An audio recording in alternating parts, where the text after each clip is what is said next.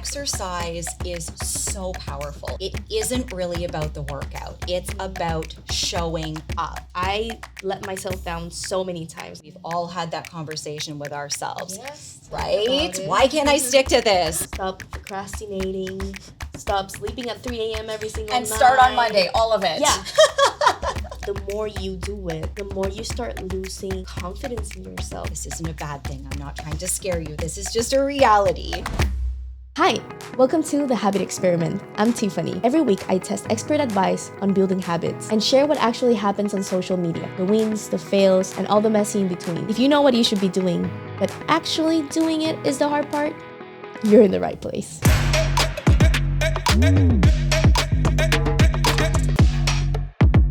Today, I'm chatting with Holly McConnell. She's a certified life coach and personal trainer. She has helped people turn intentions into routines that actually work. Today, we'll be discussing practical steps on how to stay accountable to ourselves, even when we feel not too motivated. Welcome to the show. Thank you so much for having me. I'm very excited to be here. From your perspective, what matters more, systems or motivation? For me, motivation matters far less than systems. Motivation is emotional, it's unpredictable, it changes with things like stress, sleep, mental load, and whatever's happening in life. For young adults especially, there's a lot going on all the time, right? So school, work, finances, relationships, and constant stimulation. So expecting motivation to show up consistently in that environment just isn't realistic.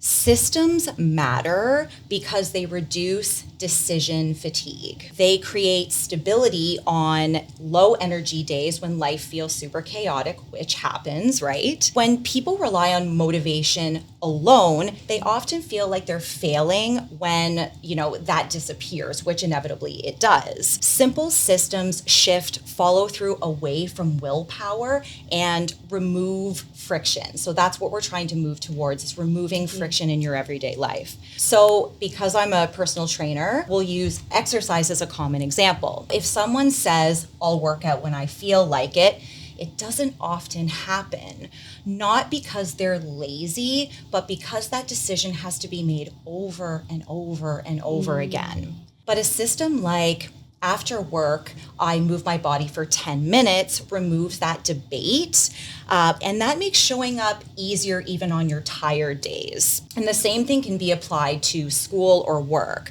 So if the plan is I study when I feel motivated, that can turn into scrolling, right?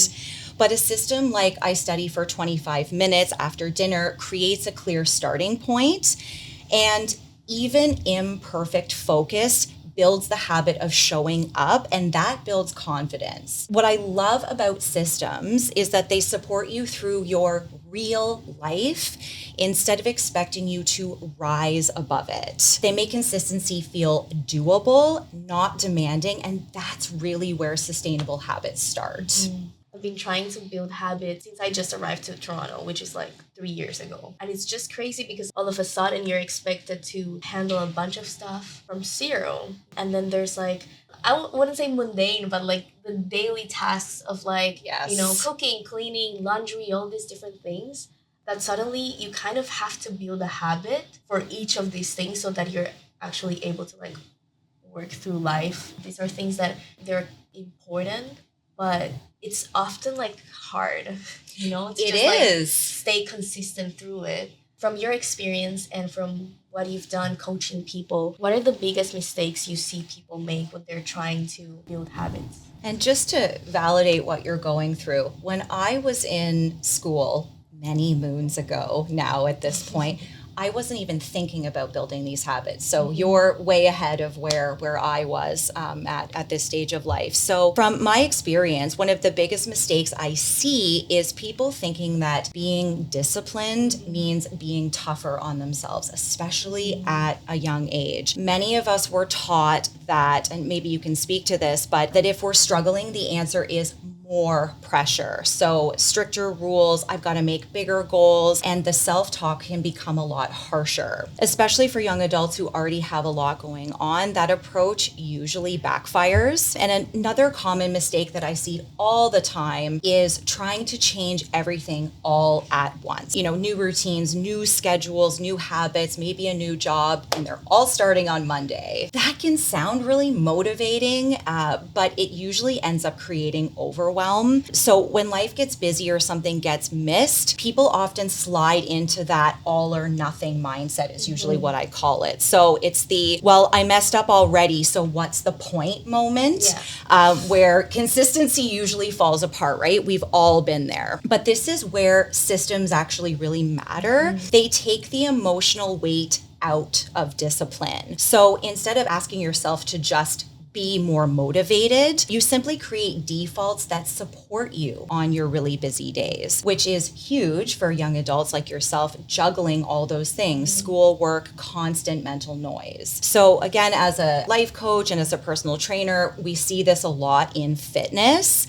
I just wish I had more willpower, or I just need more willpower, when what people usually need is smaller commitments that actually fit their real life. For example, if the goal is I work out 5 days a week for 1 hour, missing one session can feel like a major failure. But a system like I move my body for 10 minutes after work makes it much easier to keep going. And we can apply that fitness mindset to productivity in general, right? So just like you were speaking to. So waiting to feel disciplined, just waiting for that feeling to miraculously be there, can often lead to procrastination, right? So a simple cue like I sit down for 20 minutes after dinner, it can remove that pressure to feel ready to go, which might never come, because even imperfect effort builds momentum. It's the shift in realizing that discipline isn't about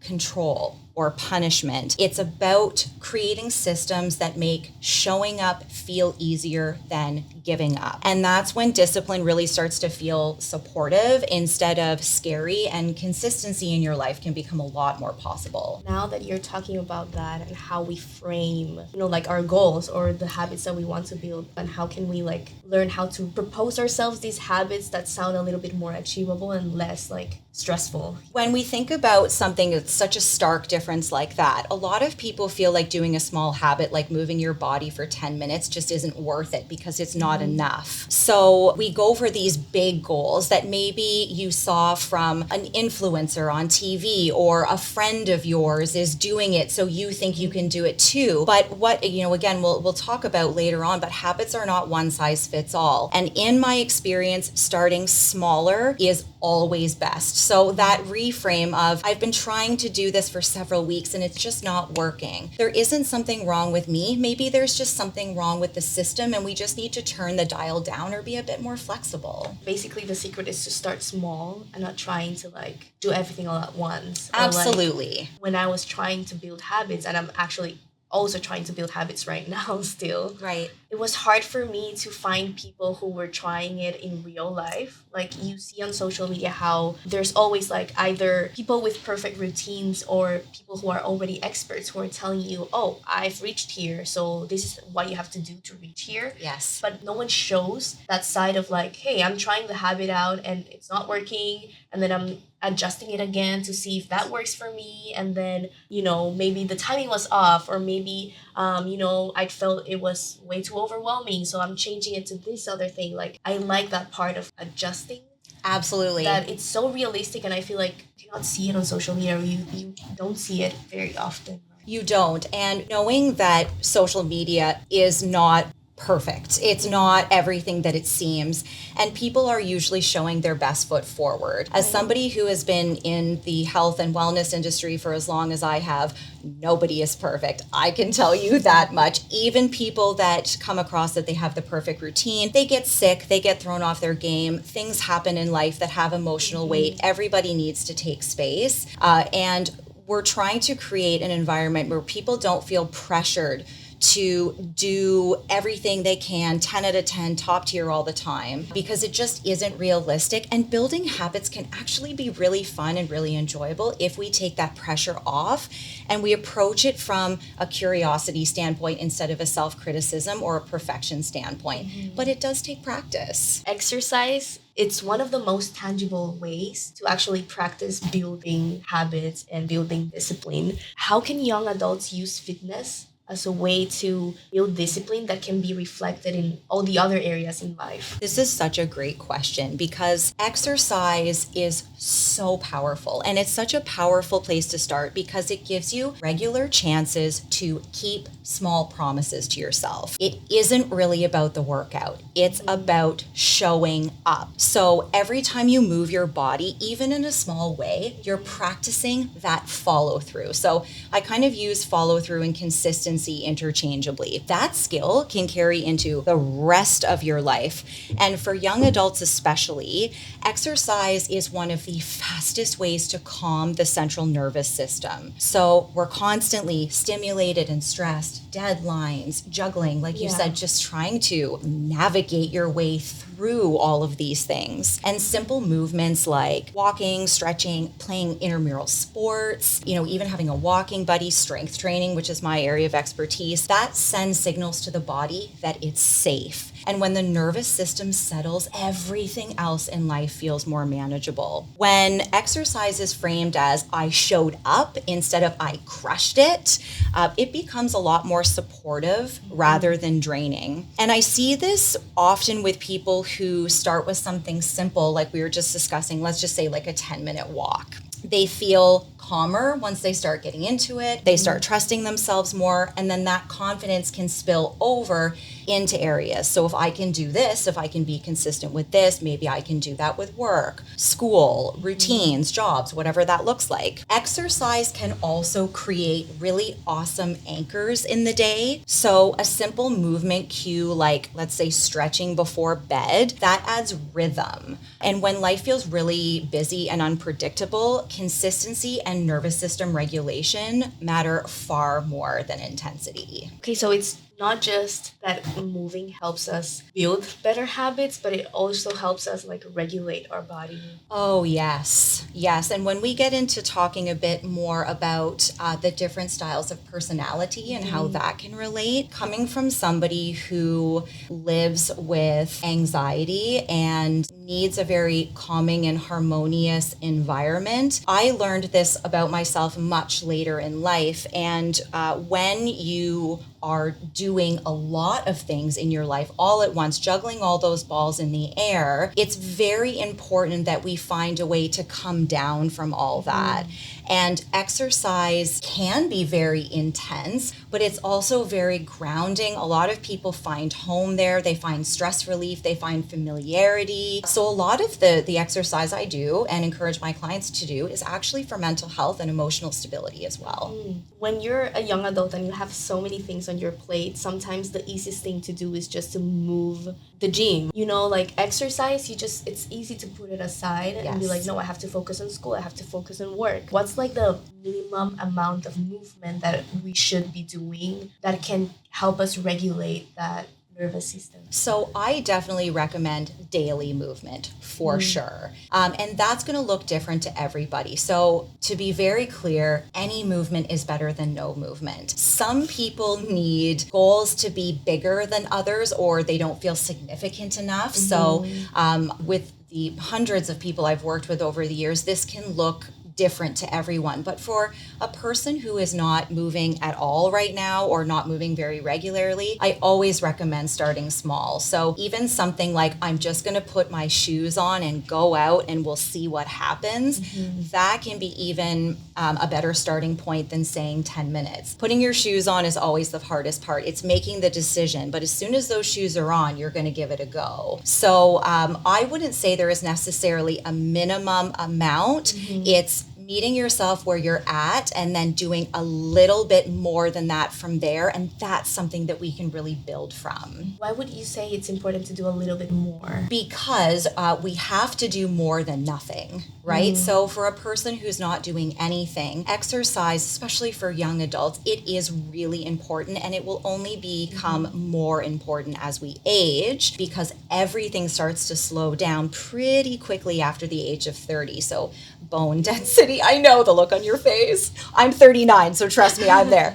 Bone density, our metabolism, our energy, our muscle mass, and all of those things. So building the habits of movement now, you will very much thank yourself when you're my age and beyond. But we do have to do something, because nothing changes by staying the same, right? So it's a really good idea to just maybe ask yourself, is there anything I've done in the past? I just went through this with a client who's trying to ramp up her cardio, and her spin bike is collecting dust. It just wasn't a good fit. So she's found fitness classes, and it's really jiving with her personality, and she's having a ball with it. So sometimes it needs to start as an experiment, but I do always recommend asking yourself the questions. Is there something I like? Is there someone I can do it with? Do I prefer to do it on my own? What capacity do I have? And let's just start and see what happens and go from there. You emphasize accountability to self rather than external motivation, which we're getting into it right now. We're getting into it. How do you coach your students to build accountability to self? This is very key in the work I do. When I talk about accountability to self, I'm really talking about the relationship that somebody has with their own commitments. External accountability, like a coach, deadlines, pressure from other people, challenges, those types of things that are out there, they can actually be helpful at first, but it doesn't last forever. And at the end of the day, you're left with yourself. This isn't a bad thing. I'm not trying to scare you. This is just a reality. Accountability to self is about building internal trust. It's knowing that when you make that promise to yourself, you're going to be more likely to follow through. And just like we were talking about, I coach people to build trust by starting very small. We focus on follow through instead of outcomes, which in the fitness industry is very hard. People come in, they have a number in mind, they have a goal in mind, they're very focused on the goal and not on the system that's inevitably going to get them there and keep them there. Instead of asking someone to do more, I usually ask them to do less but more consistently. So every time they keep a small promise, they reinforce that belief of I can trust myself, and that is where real accountability starts. And another important shift that we were talking about earlier is changing the tone from criticism to curiosity. So instead of asking, why can't I stick to anything?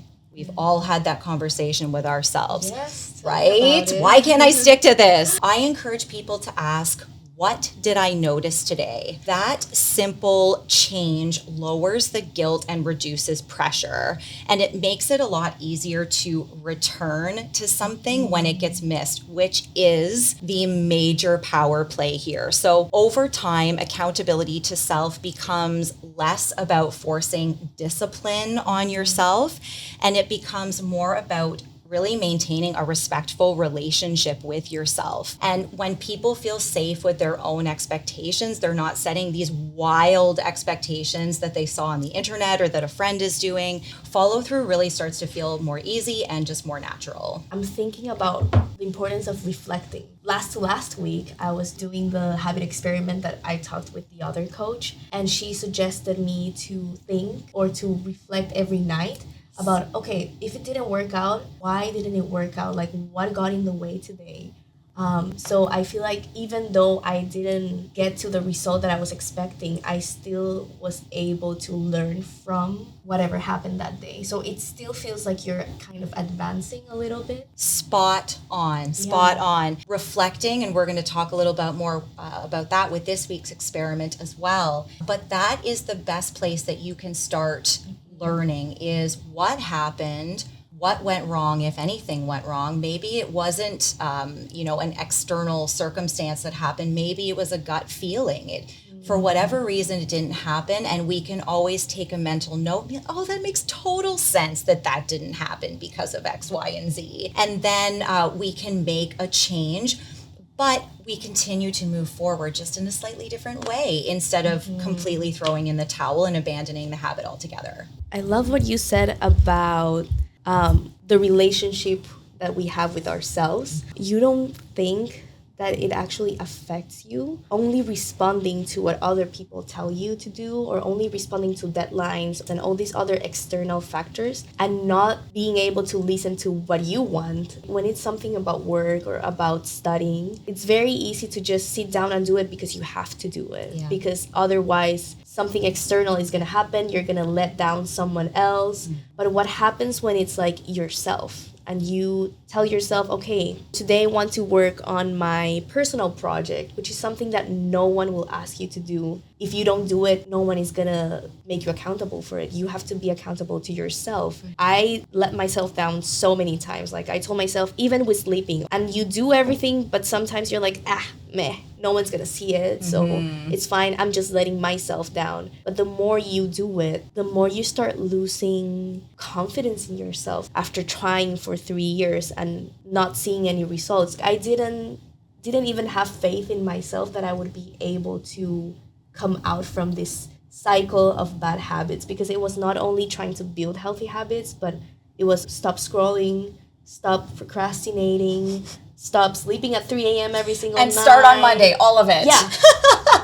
Do it on Monday. Do it on Monday. If I was not able, like that was my mentality. It's like, if I'm not able to go to the gym when I tell myself to, or if I'm not able to sleep early when I tell myself to, obviously I'm not going to be able to pull off this personal project that I want to do. And it can be very defeating. And what you said there is exactly like what we're talking about here. It's building self-trust by taking things off your plate. And a lot of the things that you said there, I would ask somebody who had a conversation with me like that, where I have been there many times, and so have many of my students. We want to do all the things at once. We want to be the best of the best. I think especially young people, depending also from the way you grew up, the expectations that were there, the expectations that we place on ourselves, the type of career path that we're taking. There's going to be deadlines, pressures for,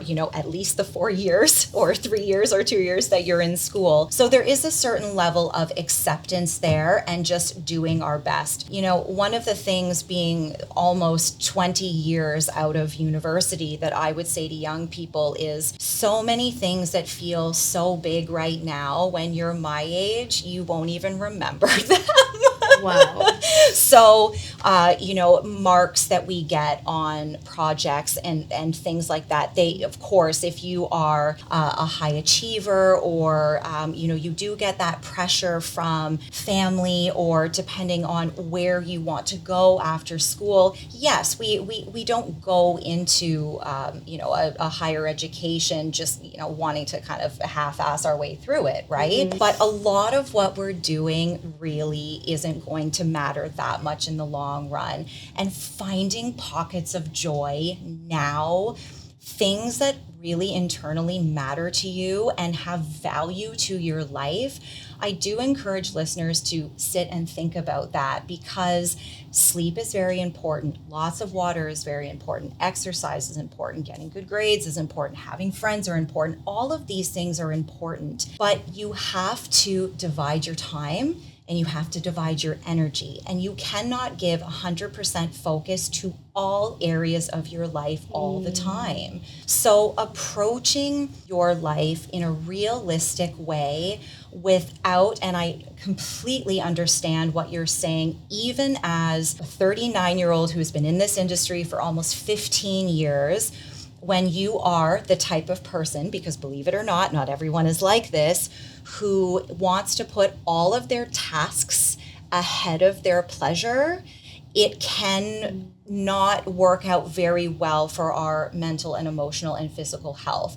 And usually people do make bigger changes or follow through with bigger commitments in their habits when they just aren't feeling very good anymore. So sometimes when we just get that, oh, I'm going to make my habits better today, it doesn't always work because it's not as important as when something starts to go sideways. So we're not obviously waiting around for things to go sideways. It's what can I do now to make my life feel a little bit more balanced, to make me feel like I am starting to build the lifestyle that is, going to keep me energized, keep my brain happy, keep my soul happy, because all of those things do matter.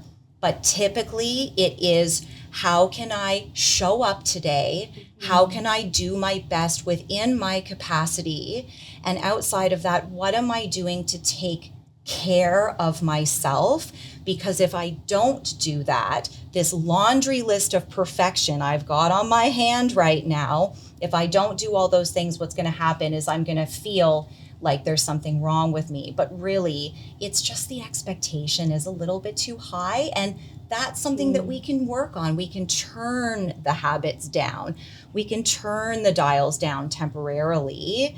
And then when, you're having a really good, seemingly pretty perfect day, you can crank those babies back up. But they do need to be based on your busiest days, your most realistic days, in order for them to stick around long term. Can you give us one example of how maybe you do it? In part 2, we continue the conversation and share this week's habit experiment. Part 2 is out now. This really is the framework that changed my whole life. The value is in understanding how you're wired. You're going to take that video of that perfect person that you just saw on TikTok. You're going to scrap that. You're going to look inward and ask yourself 2 questions, okay?